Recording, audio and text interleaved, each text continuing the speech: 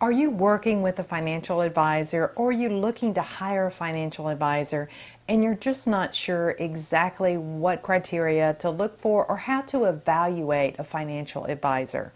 In this video, I want to share with you several ways to not evaluate your financial advisor.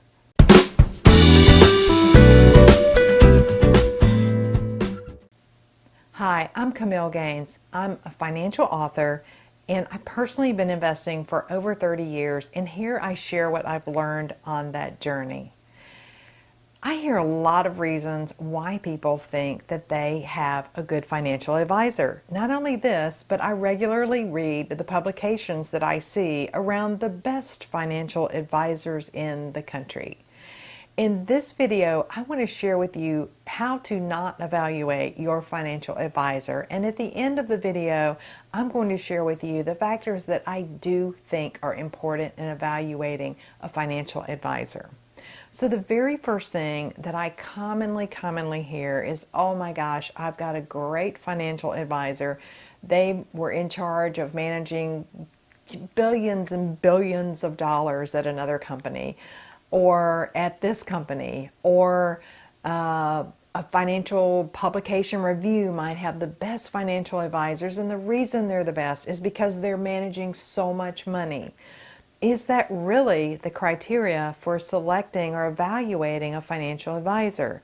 Now, granted, it's true that if a financial advisor is doing a good job, then they're probably going to attract more clients.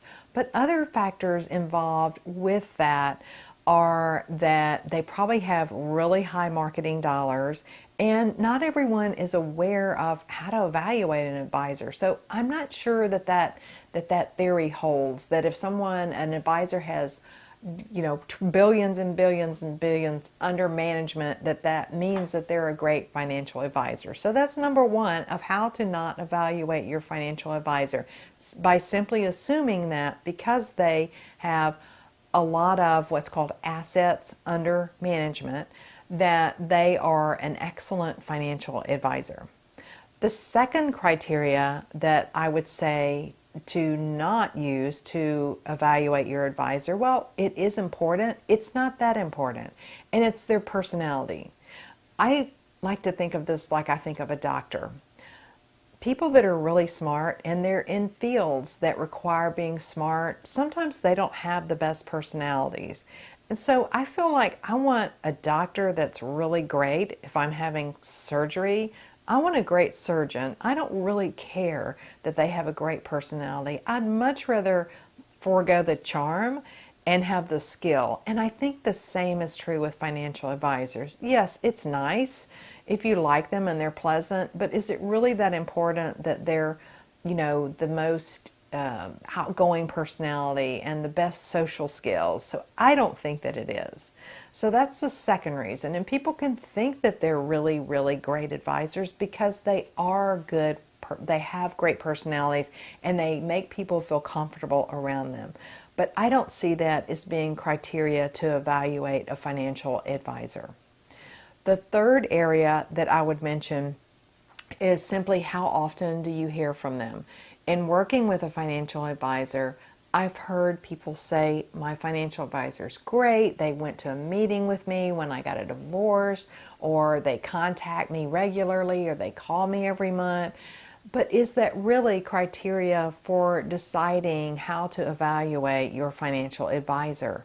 I don't feel like it is. I feel like communication is super, super important, but I don't feel like how often you communicate with your advisor is strong criteria for evaluating your advisor. The fourth area I want to mention that I don't think is I think it's important, but I also think it can't be the be-all, end-all, and that is the cost of the advisor. So this can be a mixed bag because sometimes you have to pay a little bit more to get the three important factors that I'll mention at the end. But on the other hand, if you're just investing some kind of strategy that anybody can do, including a robo-advisor, then you would absolutely want to look for the lowest cost advisor. So that fourth criteria is cost. What is the cost of your advisor Factor it into your evaluation, but don't make it the ultimate decision maker. The fifth thing that I want to mention for not evaluating your advisor is that they have an affiliation with an enormous firm or institution, or they have a background that includes an enormous institution.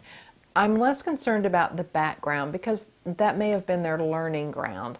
But if they're currently affiliated with an enormous institution, that kind of goes back to number one of how many assets they have under management. How much wealth are they managing?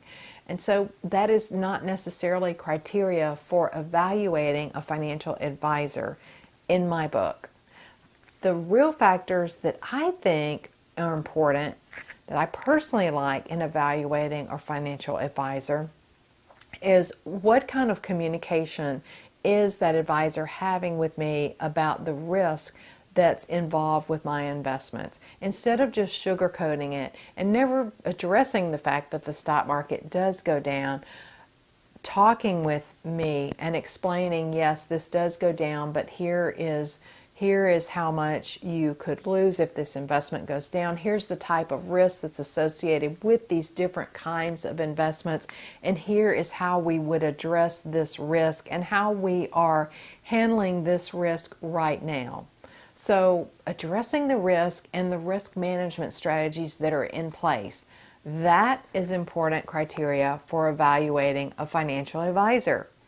The second criteria that I would mention is, of course, performance.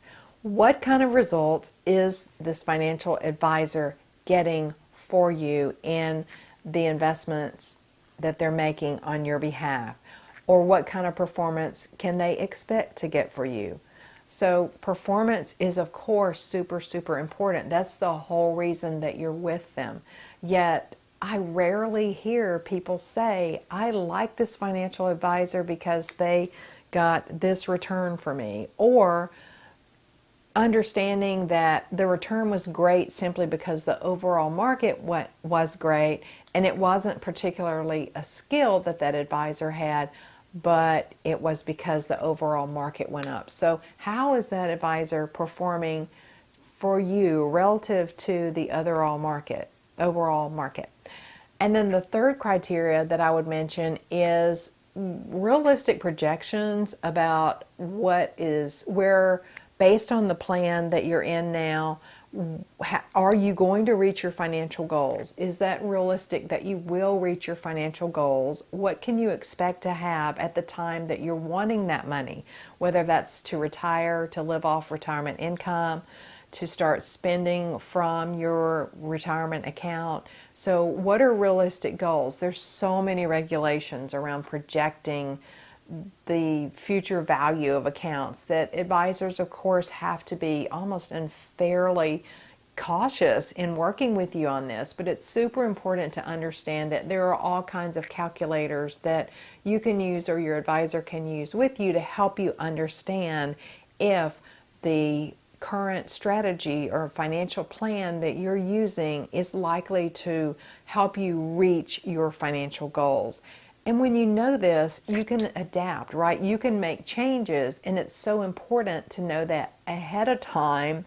The earlier, the better, the more changes you can make and the things you can get in place so that you can maintain your lifestyle the way you want for the rest of your life. That's what it's about.